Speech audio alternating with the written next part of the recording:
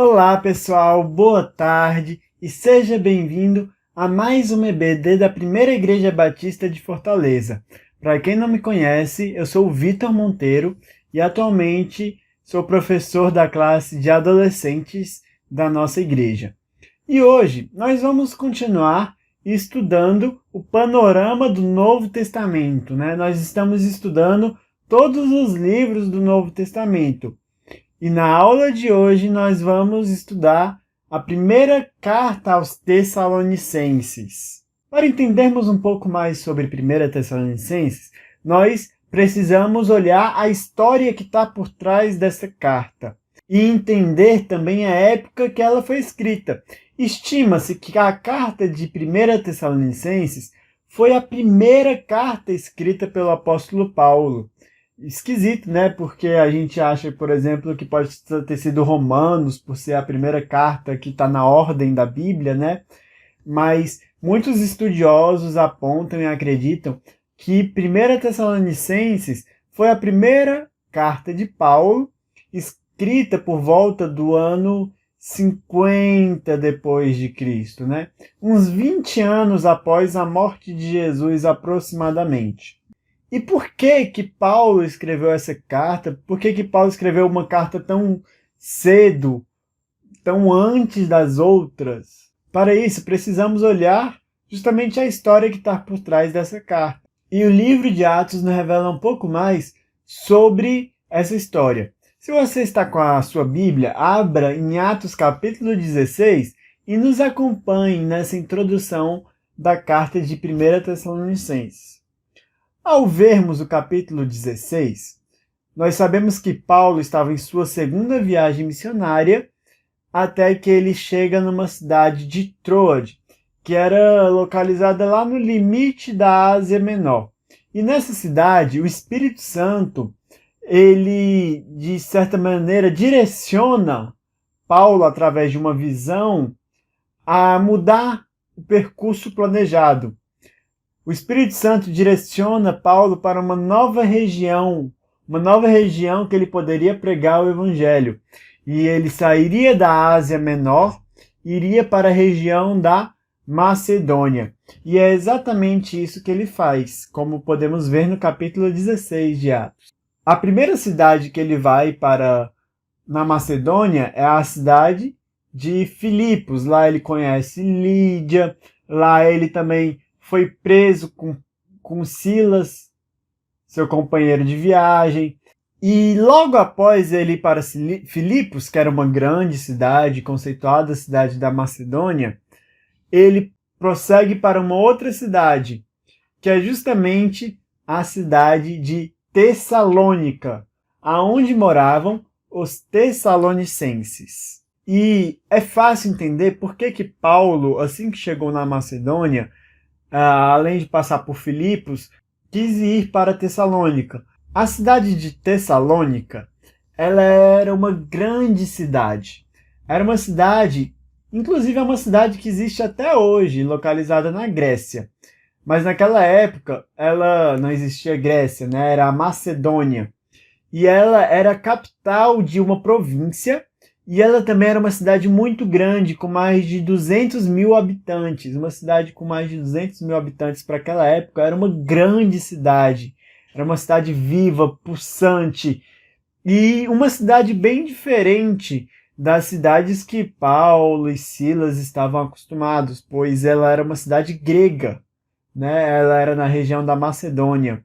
E existiam diversas culturas e costumes diferentes dos seus naquela cidade. Mas Paulo foi levado para lá, eu acho que justamente por ser uma grande cidade. E ela era conhecida também por ser ter um porto marítimo, um comércio marítimo muito forte naquela cidade. Além disso, um outro detalhe curioso e interessante é que a cidade de Tessalônica era um ponto estratégico, pois a Via Egnácia passava lá. E o que era a Via Egnácia? Era uma grande estrada, a principal estrada construída por Roma, que passava por diversos pontos ligando, ela passava naquela cidade.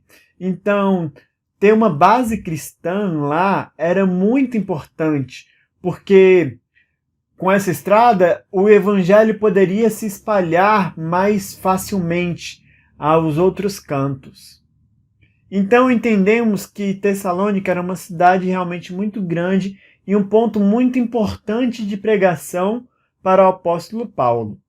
E vendo mais lá no capítulo 16, 17 de Atos, vemos que Paulo passou apenas 3 semanas em Tessalônica. Por que ele passou tão pouco tempo? Ao lermos o texto bíblico, ele nos revela que houve uma grande perseguição ao apóstolo Paulo.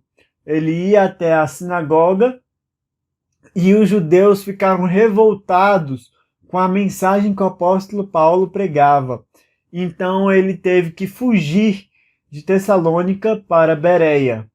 E ele também não conseguiu ficar muito tempo em Bereia, pois os tessalonicenses, os judeus foram atrás dele em Bereia, então ele resolveu ir pregar em Atenas, mas deixou Silas e Timóteo em Bereia, administrando também uma igreja que tinha começado naquela cidade. Após Paulo ir para Atenas, ele foi para a cidade de Corinto. E nós sabemos que a cidade de Corinto foi, por mais de um ano, por quase 2 anos, a cidade que Paulo morou. Paulo ele realmente conseguiu uma liberdade maior religiosa para pregar naquela cidade e ele começou uma comunidade forte de fé. E Paulo e Silas e Timóteo, que tinham ficado lá por Bereia, lá por Tessalônica, voltaram e encontraram Paulo em Corinto. E é nesse contexto, durante a segunda viagem missionária de Paulo, que ele resolve escrever uma carta para os Tessalonicenses. Pois, conhecendo esse contexto, nós conseguimos entender muito mais por que Paulo escreveu uma carta tão cedo, pois ele só tinha passado 3 semanas pregando naquela igreja. Então ele mandou Timóteo ver como estavam os cristãos. Então, Paulo ele passa 3 meses pregando, ele tem que sair da cidade rapidamente, e após um tempo ele envia Timóteo para ver como estava a igreja, que começou só durante 3 semanas de pregação de Paulo. E Paulo ele fica muito alegre com as notícias que ele recebe de Timóteo. Timóteo volta com boas notícias, dizendo que os cristãos de Tessalônica continuam firmes e perseverantes na fé. E então, Paulo resolve escrever uma carta aos Tessalonicenses. E é justamente nesse contexto todo que esta carta, a primeira carta que Paulo escreve, era para fortalecer uma igreja que teve tão pouco contato com Paulo, mas que conseguiu crescer e se desenvolver. E Paulo, através da fala de Timóteo, soube que os Tessalonicenses eles eram uma igreja exemplo, uma igreja modelo. E o primeiro ponto que eu queria refletir com vocês era justamente que os Tessalonicenses eram um modelo a ser seguido. Se você está com a sua Bíblia, abra juntamente comigo em 1 Tessalonicenses, capítulo 1, dos versículos 6 ao versículo 8. Nós vamos ler agora. De fato, vocês se tornaram nossos imitadores e do Senhor. Apesar de muito sofrimento, receberam a palavra com alegria que vem do Espírito Santo. E assim, tornaram-se modelo para todos os crentes que estão na Macedônia e na Acaia. Porque, partindo de vocês, propagou-se a mensagem do Senhor na Macedônia e na Acaia. Não somente isso, mas por toda parte tornou-se conhecida a fé que vocês têm em Deus. O resultado é que não temos necessidade de dizer mais nada sobre isso. Uma expressão que Paulo usa que me chama muito a atenção no começo de sua carta, nesse elogio aos Tessalonicenses, é que ele fala que a fé deles se tornou muito conhecida. Na Macedônia, que era a região que eles viviam, e até nas regiões vizinhas, como a Acaia. A fé deles se tornou conhecida.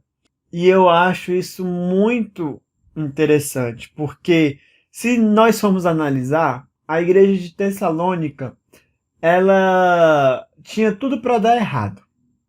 Ela tinha tudo para não conseguir se manter. Porque Paulo só conseguiu passar 3 semanas pregando lá. E além disso, nós sabemos que Tessalônica, Paulo teve que fugir de lá por causa da grande perseguição dos judeus. Com certeza não era fácil para os judeus convertidos, para os primeiros cristãos da cidade de Tessalônica, manterem a sua fé. Mas mesmo assim, eles mantiveram, como fala o texto. Eu fico imaginando que provavelmente eles não podiam falar abertamente de Jesus, eles não podiam sair pregando de Jesus. Talvez eles fizessem isso, mas eu acredito que a maior maneira que eles falavam de Jesus não era através das palavras. Como Paulo fala, eles se tornaram um modelo, um padrão a ser seguido. E esse padrão está diretamente relacionado com os comportamentos que eles tinham. E realmente num lugar que nós não podemos falar de Jesus às vezes abertamente, ou que é difícil falar de Jesus abertamente, a maior maneira que nós podemos de falar de Jesus é através de nossas atitudes. Francisco de Assis diz assim: pregue o evangelho em todo tempo. Se necessário, use palavras. Então, a maior arma, a maior forma que você pode falar, por exemplo, no seu trabalho, não é às vezes através... Claro, é muito importante você falar de Jesus, mas se você não tiver atitudes que também falem de Jesus, o discurso se torna em vão. Por exemplo, num casamento, como é que você demonstra amor, por exemplo, para a sua esposa? Você pode dizer que a ama, mas com certeza atitudes que demonstram o amor, por exemplo, quando ela chegar cansada e você vai lá e lava a louça. Atitudes falam mais do que palavras. Então, para nós cristãos não é diferente. Os tessalonicenses viviam uma vida assim.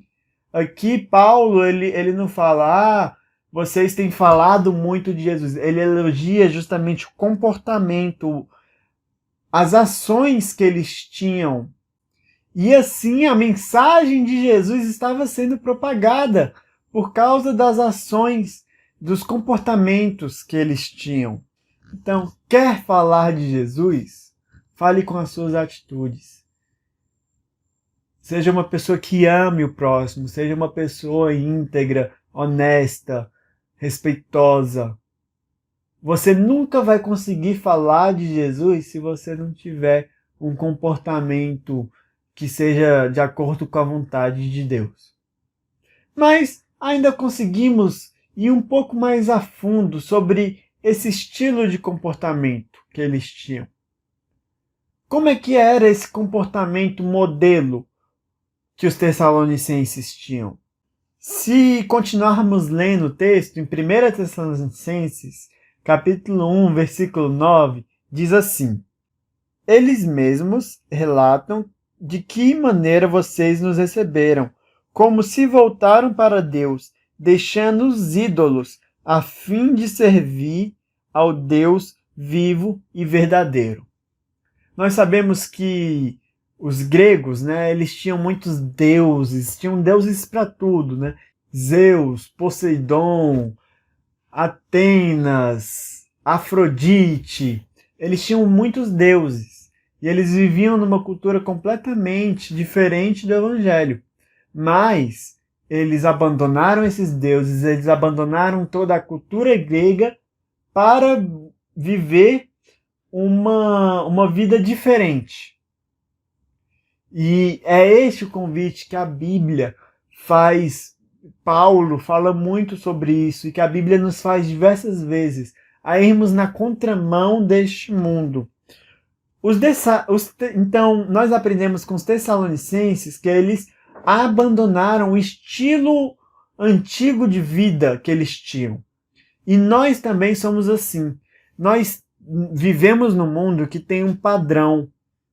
Um mundo que, por exemplo, prega que você tem que ser esperto, mas nós temos que ser conhecidos justamente por sermos diferentes dos padrões deste mundo, das ideias que este mundo prega, das ideias que este mundo difunde.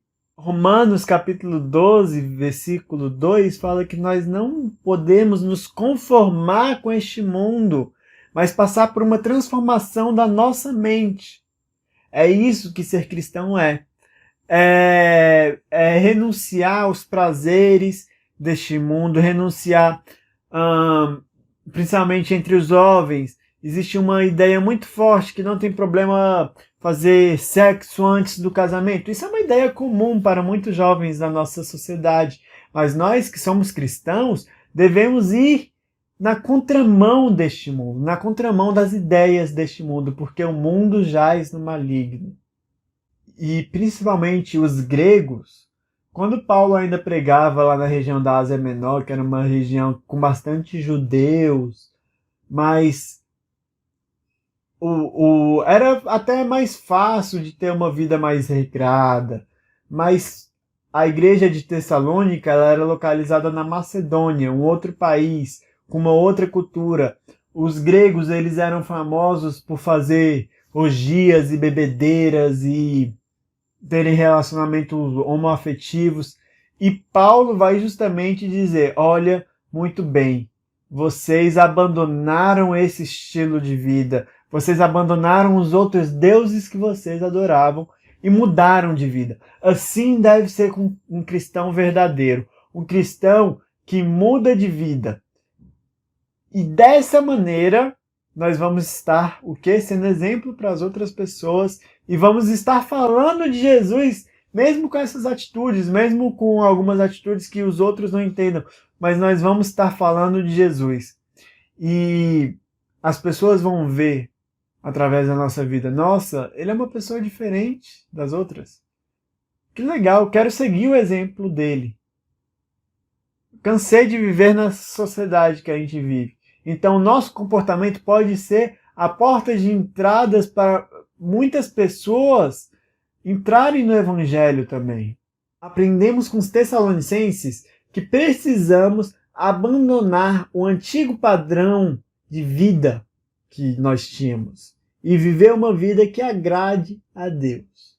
Uma segunda verdade que eu queria trabalhar com vocês é que Paulo ele exorta os Tessalonicenses a buscarem a santidade. Vamos abrir a nossa Bíblia em 1 Tessalonicenses 4. Vamos ler do versículo 3 ao versículo 7. A vontade de Deus é que vocês sejam santificados. A vontade de Deus é que vocês sejam santificados. Abstenham-se da imoralidade sexual. Cada um saiba controlar o corpo de maneira santa e honrosa, não com paixão e de desejo desenfreado, como os pagãos que desconhecem a Deus. Neste assunto, ninguém prejudique a seu irmão, nem dele se aproveite. O Senhor castigará todas essas práticas, como já lhes dissemos e asseguramos, porque Deus não nos chamou para a impureza, mas para a santidade. Nós vemos que o cristão ele deve ter justamente um estilo de vida diferente do mundo. E uma das principais maneiras da gente ter uma vida diferente do mundo é justamente no que está relacionado à sexualidade. Nos últimos anos nós vemos uma explosão da liberdade sexual. Por exemplo, falar de sexo antes do casamento há 100 anos atrás era uma coisa impensável. Hoje já é uma coisa muito comum, principalmente nos jovens não não cristãos, mas até dentro da igreja nós encontramos isso. Paulo, ele exorta justamente as pessoas a buscarem uma vida de santidade que fuja dos desejos desenfreados, de uma vida sexual desenfreada. E como eu falei anteriormente, os gregos eles eram famosos por fazerem festas, orgias. Existia um deus, o deus Dionísio, que o nome romano dele era Baco, e ele era conhecido por ser o deus do vinho. E eles faziam festas em homenagem a esse deus, o deus Baco, o deus do vinho. Eram chamadas festas bacanais, daí que vem a palavra bacanal. E eram festas completamente deturpadas. E atualmente não vivemos numa sociedade muito diferente dessa. Uma pesquisa realizada pelo Instituto Barna aponta que, por incrível que pareça, 76% dos jovens cristãos acessam pornografia regularmente. A gente pensa que são as pessoas que são de fora, que levam uma vida de resgrado, mas dentro da igreja ainda há uma vida desregrada, muitas vezes. Porque é muito fácil esconder uma máscara de bom cristão e fingir que está tudo bem, fingir que você tem uma vida controlada, mas muitos cristãos ainda vivem uma vida que não busca a santidade, que não buscam justamente uma vida. A palavra santidade, eu já falei aqui outras vezes na EBD, quer dizer separada. Uma vida diferente, uma vida separada deste mundo. Nós continuamos vivendo e buscando os prazeres que este mundo oferece. Então, Paulo, ele incentiva e desafia os tessalonicenses a buscarem uma vida de santidade. Nós vemos uma grande ênfase sobre isso na carta aos Tessalonicenses. Paulo elogia os modelos de vida que eles estavam vivendo, mas exorta ainda mais eles viverem uma vida diferente nesse aspecto. E por último, mas não menos importante, talvez seja o assunto mais abordado da carta. As duas cartas de Tessalonicenses são conhecidas por serem cartas escatológicas. E o que significa dizer que uma carta é uma carta escatológica? É uma carta que fala sobre a volta de Jesus. Paulo dá uma ênfase sobre a volta de Jesus. E principalmente porque Tessalonicenses foi uma das primeiras cartas escritas por Paulo, e dos primeiros documentos, na verdade, produzido pelos cristãos. Nós vemos, por exemplo, os evangelhos que narram a história de Jesus, mas eles foram escritos após as cartas de Paulo. E assim que Jesus morreu, tinha-se a ideia que Jesus ia voltar logo. Jesus ia voltar imediatamente. Jesus ia voltar ainda naquela geração. Mas nós vemos posteriormente que há um amadurecimento quanto a esse pensamento no Novo Testamento. Por ser um assunto tão discutido entre os primeiros cristãos, como seria a volta de Cristo, Paulo, ele fala muito sobre esse assunto nas duas cartas, tanto em 1 Tessalonicenses como em 2 Tessalonicenses. No final de cada capítulo, Paulo, ele traz uma fala escatológica. Por exemplo, no capítulo 2, versículo 19 a 20, nós lemos assim: Pois quem é nossa esperança, alegria ou coroa, que nos gloriamos perante o Senhor Jesus na sua vinda? Não são vocês? De fato, vocês são nossa glória e a nossa alegria. Lendo esse versículo, nós somos desafiados a nos alegrarmos com a volta de Jesus Cristo. Mas, além disso, Paulo aborda outro tópico também. Abra sua Bíblia em 1 Tessalonicenses, capítulo 3. Nós vamos ler o versículo 13, que diz assim: que ele fortaleça os seus corações para serem irrepreensíveis em santidade de nosso Deus Pai, na vinda do nosso Senhor Jesus com todos os seus santos. Então, além de termos uma postura de alegria perante a volta de Jesus, Paulo, ele nos exorta a vivermos justamente uma vida de santidade. Uma vida que agrade a Deus. Afinal, nós não sabemos quando Jesus vai voltar. Então, precisamos viver em santidade, não somente pelos benefícios que ela vai trazer para a nossa vida aqui na Terra, mas porque um dia Jesus vai voltar. E um dia nós vamos estar com Ele na glória. E é essencial para um cristão, para uma pessoa que aceitou Jesus, viver uma vida de santidade. E além disso, 1 Tessalonicenses também nos apresenta que, em 1 Tessalonicenses 4, versículo 13, assim: irmãos, não queremos que vocês sejam ignorantes como aos que dormem, para que não se entristeçam como outros que não têm esperança. Então, aqui, nesse versículo, nós vemos que precisamos estudar e conhecer as doutrinas da volta de Cristo. Atualmente, nós vivemos num mundo de extrema desinformação.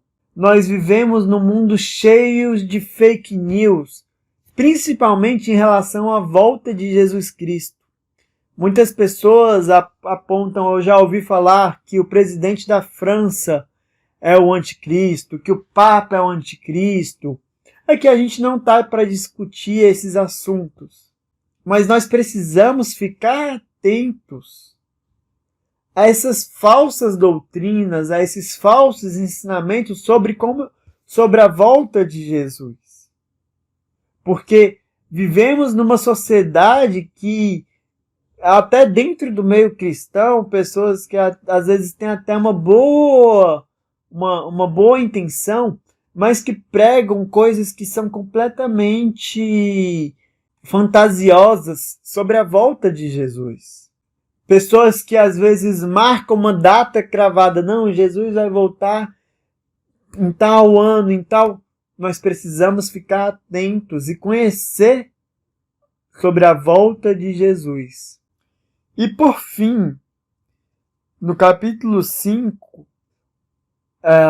nos versículos 1 ao 11, Paulo tem uma grande fala escatológica, principalmente nos apontando para sermos sóbrios e vigilantes. Como podemos ler no versículo 6. Portanto, não durmamos como os demais, mas estejamos atentos e sejamos sóbrios. Nesse capítulo 5, Paulo nos desafia a termos uma postura de vigilância, a termos uma postura de sobriedade perante a volta de Jesus. Muitas vezes nós vivemos nossas vidas desregradas, nós vivemos uma vida fugindo de um caminho de santidade, mas nós não sabemos a hora que Jesus vai voltar. Nós temos que estar preparados. Se Jesus voltasse agora, você estaria preparado? Será? Um cristão tem que ter uma vida atenta, uma vida que é vigilante, uma vida que, justamente como ele fala aqui, que não é uma vida que você dorme. Então, com os Tessalonicenses, nós aprendemos que precisamos ser um modelo a ser seguido. Nós também aprendemos que precisamos buscar a santidade e também aprendemos com os Tessalonicenses que nós precisamos nos preparar para a volta de Cristo, se alegrando com ela, vivendo em santidade, conhecendo as doutrinas da volta de Cristo e também sendo sóbrio e vigilante perante a volta de Cristo. Espero que a EBD de hoje tenha sido muito esclarecedora para você. E no domingo que vem, continuaremos estudando agora a segunda carta aos Tessalonicenses. Que você tenha uma semana abençoada e até o próximo domingo. Que Deus te abençoe.